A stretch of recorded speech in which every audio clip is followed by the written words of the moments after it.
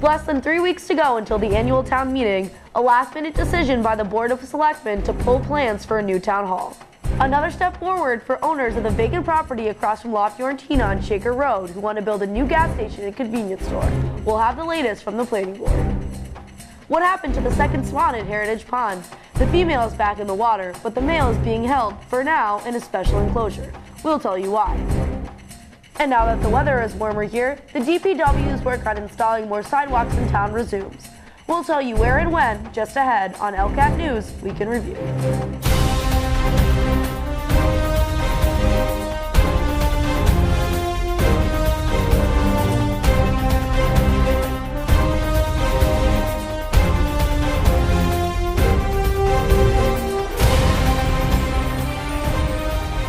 Good evening, I'm Yasmin Najibi.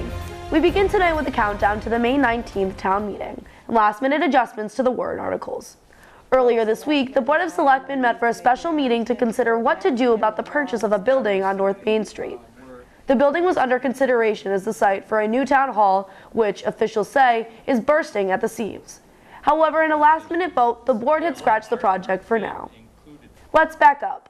You may recall during the October 2013 town meeting, voters approved up to $1.2 million in bonding to be used for the purchase of new town hall space.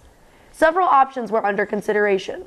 In February, the town opened bids on 2 proposals, one for new construction and the other, purchase of the former LaPlante building on 296 North Main Street. After inspecting the North Main Street building, the Board of Public Works noted several concerns and put forward its proposal for alterations and improvements to the existing town hall. Fast forward to this month, when members of the Appropriations Committee said they had yet to see a specific plan on how to fund any of these proposed projects. At Monday's special selectmen's meeting to discuss the issue, Appropriations Chair Russ Denver expressed his concern over the impending town meeting deadline and the Appropriations Committee's reluctance to provide a recommendation to the voters with no plan in place. Does the Board of Selectmen intend to take a vote on which proposal to move forward with? And have they given some consideration on how to pay for it? Either one? Good question. We have town meeting in 3 weeks from today. Speaking as a private citizen, I know that usually funding or financial orders go to, if it's going to be something that large that would have to be bonded, it would go to capital planning, and then the appropriations would also have to take a peek at it. And I would hope that this board would do some type of public meeting prior to town meeting to spread the word for people who then would go to town meeting. And I'm just wondering, is there a timeline set up? You know, obviously we tried to act on this because we've had numerous stops and starts over the years. I know you folks in appropriations are wondering, you know, it's a tight cash situation right now, but if we had all the money that we've put into space studies in the last 14 years, then we might have been able to move quicker, but all those came to a grinding halt. So we were just trying to get, we're trying to get to a point where to move forward. You know what I mean? So that's where basically where we stand now. I know when we came to the town in September, everyone was in agreement that we should do something, and that's why we got it voted in. I know now. I think there may have been a change in the opinion as far as funding, so that's something else we have to take into consideration. There is no raise and appropriate because we're at the levy limit. We're at our minimum for free cash as opposed to operating budget, which really leaves a debt exclusion. So unless you want to dip below the state recommended requirement to have a 5% for free cash, that's where we're at right now. We would like to see or hear from you on what you think your deadline is. You're not going to get that answer to right now, and I know you would like to have it, but Okay. we have a regular scheduled meeting tomorrow, and we're going to take all the information and certainly get to you as soon as possible with regards to that, but I don't have an answer for you right now. Okay. Okay? And we would also like an answer as well. I mean, if we wait another month and find out that the town never had any money to pay for this, I mean, as Jim, as the owner, Right. has been hanging in there for Right. a number of months now, so that would be pretty disappointing. The very next day, during the board's regularly scheduled meeting, the board voted to withdraw its article for the purchase of the building. It is appropriate to reject both bids, because if we don't have the funding, I think it's irresponsible for us to try to move forward. Debt exclusion, I think we all agree, is just not an option, especially with the towns being what they were. If money were no object, certainly we could move forward. So we have a motion. It has been moved and seconded. We've had discussion. All in favor? Aye. Aye. Okay, so both bids have been rejected. Meantime, the Board of Public Works decided to put any plans for town hall renovations on the back burner at this time. And there's no money this year. We were looking for, at a minimum, $30,000 to upgrade the electrical service in the town hall. But again, there is no money. So hopefully we can get through. The electrical service was the one that we were most concerned about. But if it fails, we'll do whatever we have to find some used parts to throw them in there to keep it going until the town meeting. I make a motion that we withdraw our Article 20 for presentation at the annual town meeting. And I'll make a second. Any further discussion? Further discussion that I would like to just put out there is, I think going forward, we need to make sure we clearly identify what projects we feel we should be going forward with, and make sure we present those all the way to capital and appropriations. Again, town meeting is May 19th at 7 p.m. at East Long Meadow High School. Also on Tuesday, the planning board got together to discuss, among other things, plans for a new gas station and convenience store on a vacant plot of land along Shaker Road. The 1.7-acre lot sits at the corner of Shaker Road and Chestnut Street. The site is zoned for such uses, including a gas station. The proposal is to have 5 pumps and 10 filling stations, including a 4,500 square foot retail convenience store. While there are already 4 other gas stations in town, this gas station will be the only one in the entire southern half of East Long Meadow. The proposal before the planning board had been delayed several times as members asked for additional information, such as traffic studies. At Tuesday's meeting, the attorney for the petitioners assured the board and residents that changes have been made to ensure that safety is the highest priority. In terms of the overall design, we had lots of discussion about the Chestnut Street entrance and exit, and we, at Mr. Parent's request, had Steve, our traffic engineer, do site analysis and all the other things that he requested in order to try and identify what is the safest location for the Chestnut Street driveway, as well as the Shaker Road. But starting with the Chestnut Street, the location you see is the location that was determined to be the optimal location. To have additional safety measures in place, there's a stop sign posted there, and there are rumble strips posted there.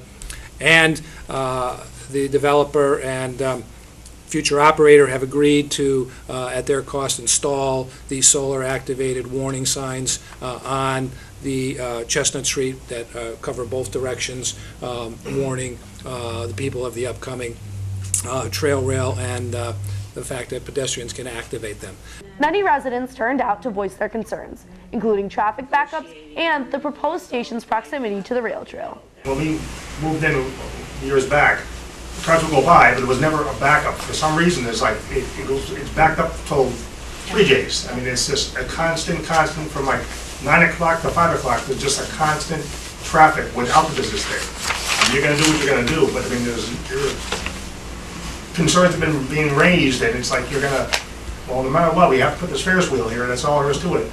There's a concern, and it's really not being addressed adequately, I think.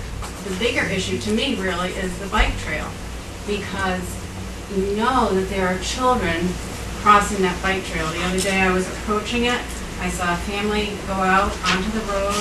They had 3 little kids with them on roller skates, and one of the kids fell. So this is just reality. You're going to have people on bikes and on roller skates falling in the street.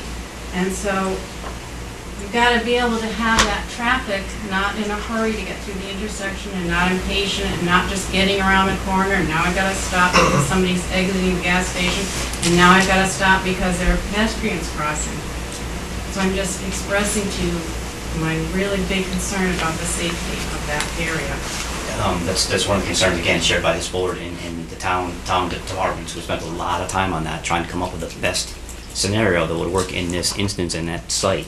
So it is something that's been given a lot of consideration. We're not saying it's perfect. We're saying we're at that point where we don't think we can get any better after all the time and effort and input from all the people and/or boards. We're at a point where we just don't think we can get it any better and/or safer. That's why we've arrived at where we are today.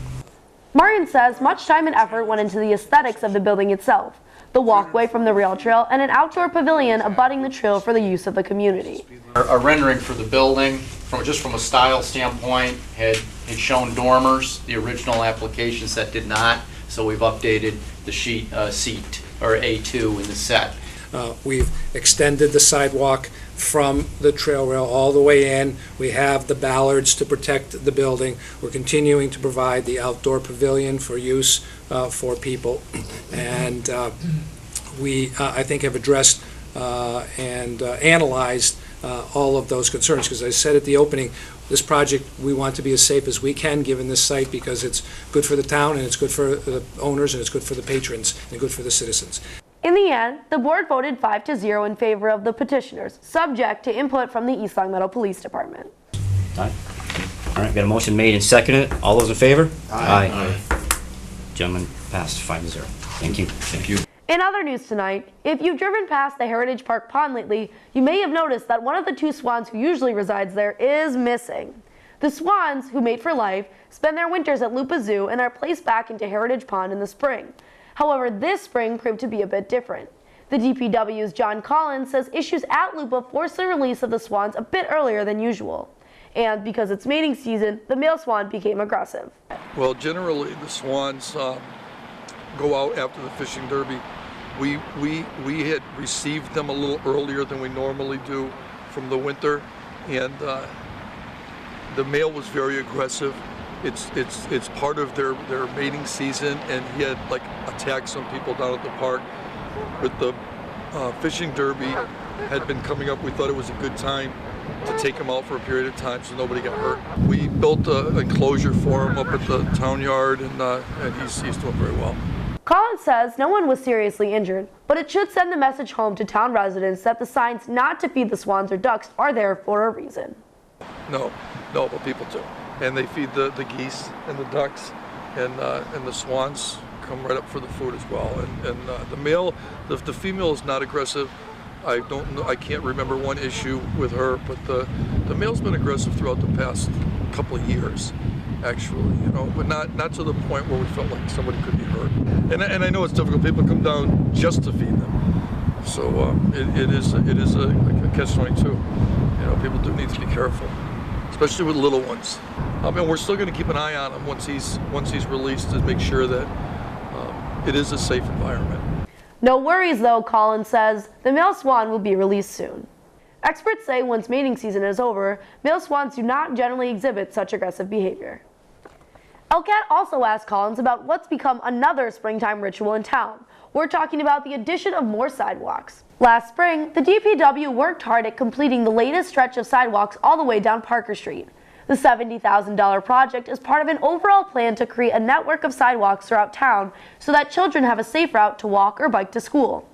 Collins says work will resume in the next couple of weeks.